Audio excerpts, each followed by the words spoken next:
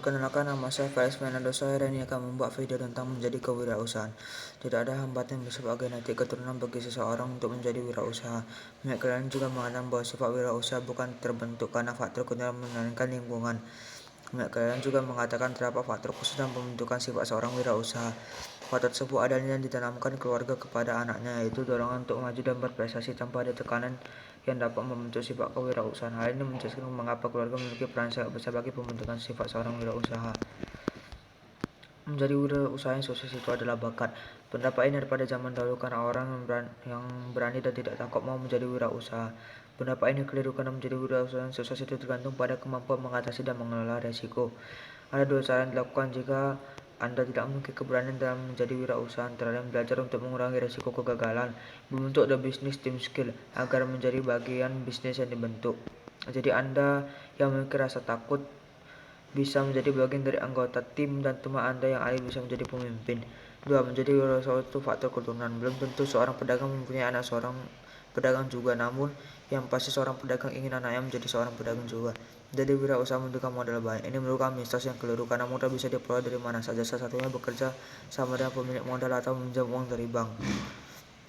Menjadi wirausaha harus punya peluang emas dulu. Peluang itu didapat setelah Anda meneliti, terjun ke lapangan, dan sering mengamati pasar atau industri terlebih dahulu, dihubungkan dengan personality kepribadian Anda.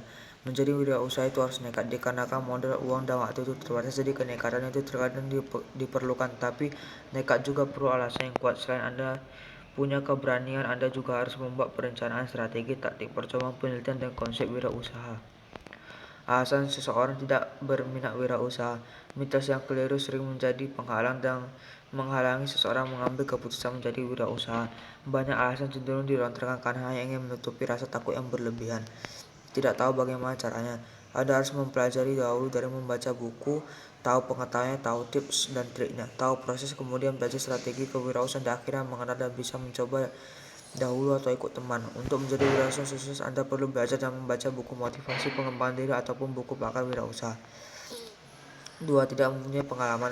Bagaimana Anda memiliki pengalaman kalau tidak pernah mencoba untuk masuk ke dalamnya dan mengetahui lebih luas lagi? Anda akan mengerti kewirausahaan jika Anda mengenalnya dengan baik sebagai ilmu mencari nafkah. Tidak mempunyai modal, yaitu uang. Modal untuk menjadi seorang wirausaha tidak hanya berupa uang. Ada modal lain selain uang yang bisa digunakan sebagai modal awal memulai usaha, seperti pengetahuan, keterampilan, keahlian, pendidikan, pertemanan, informasi, dan peluang. Tidak punya keberanian. Ada pendapat guru, mentor yang paling baik adalah pengalaman sendiri. Ambil sisi positif dari setiap pengalaman atau hal yang terjadi baik dalam hidup Anda. Keberanian itu tidak akan datang tiba-tiba pada diri Anda, tetapi dibentuk, diciptakan, dan dimunculkan secara perlahan.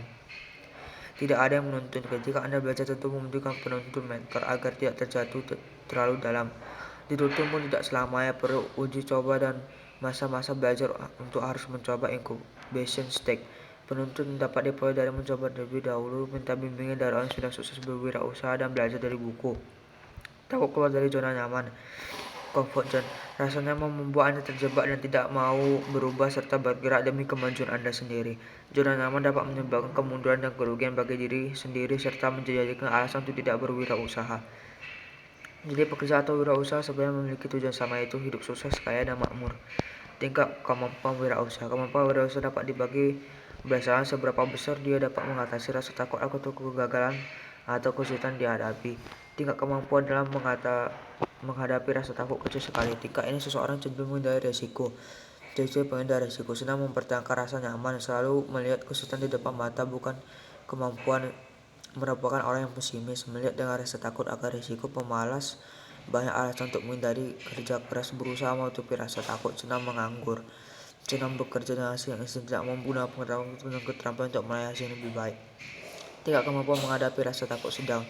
Pada tingkat ini seseorang selalu menggunakan pengetahuan untuk bekerja lebih baik lagi. Tingkat ini disebut comfort risk calculation, sehingga orang berada di tingkat ini berorientasi hanya mencari pekerjaan yang aman dari PHK. Jadi comfort risk calculation taker senang bekerja tapi yang aman dan nyaman, mengedepankan keuntungan daripada kerugian, tidak berpandang jauh melihat masa lalu sebagai acuan berpikir saat ini, berpikir selalu realistis, berpikir lebih aman bekerja daripada berwirausaha.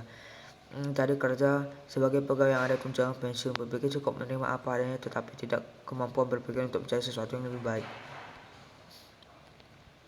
Tingkat kemampuan menghadapi rasa takut tinggi. Tingkat ini seseorang berani menanggung atau menghadapi rasa takut karena ia merasa mempunyai pengetahuan dan pengalaman kerja sesuai apa yang ia kerjakan dalam bisnis. Ciri-cirinya, berani mengambil keputusan untuk berwirausaha, selalu bekerja secara individu, mengelola usaha dan mengambil keputusan. Bisnis dan usaha tidak ada atau belum dikelola dengan organisasi yang baik. Usahanya sangat dipengaruhi oleh waktunya sendiri. Punya pandangan jauh ke depan, bosan bekerja terus-menerus, ingin menjadi bos bagi diri sendiri, berpikir realistis. Tidak menghadapi rasa takut kompleks. Pada tingkat ini, kemampuan menentukan dan mengendalikan kemalasan melalui risiko kegagalan usaha lebih besar dibandingkan dengan ketiga tingkatan di atas. Tingkatan ini disebut manajer risiko bagi dirinya. Risk manager, ciri-cirinya mengambil keputusan dari berbagai sisi, risiko, informasi, value yang tepat. Ada unsur visioner yang sering terlihat dari keputusan yang diambil. Punya mimpi bisnis berskala besar atau industri. Naluri bisnisnya kuat didukung dengan pengetahuan, intuisi, pengalaman, informasi, pengetahuan, visualisasi, dan imajinasinya. Kesempurnaan ada target utama, tidak suka menyerah dan berpuas diri, punya keyakinan kuat terhadap apa yang ia pikirkan. Seorang pemimpin yang kuat merupakan cenderung menggunakan perasaan yang kuat, kreativitas dan inovasi tinggi. Seseorang pemimpin yang disegani, seorang analisator kuat dalam analisa dan strategi yang baik.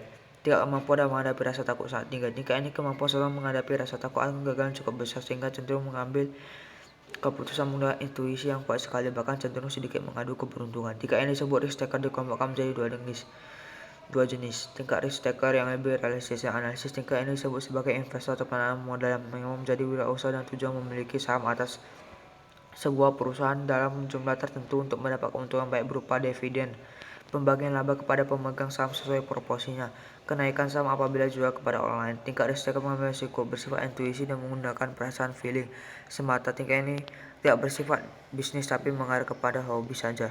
Sekian, terima kasih.